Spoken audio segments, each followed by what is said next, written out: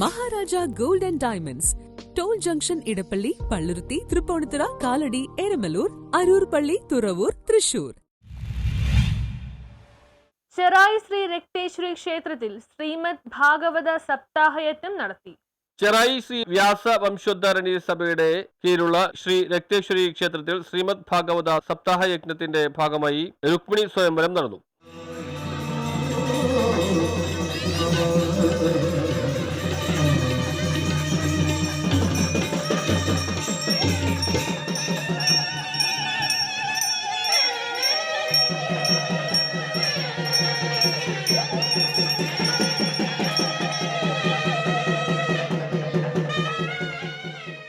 രാജസൂയം, കുചേലചരിതം, സന്താനഗോപാലം, ഉദ്ധവോപദേശം, കുഞ്ഞുങ്ങൾക്ക് ശൂച നിലയിൽ സദ്യ എന്നിവയും ഉണ്ടായിരുന്നു.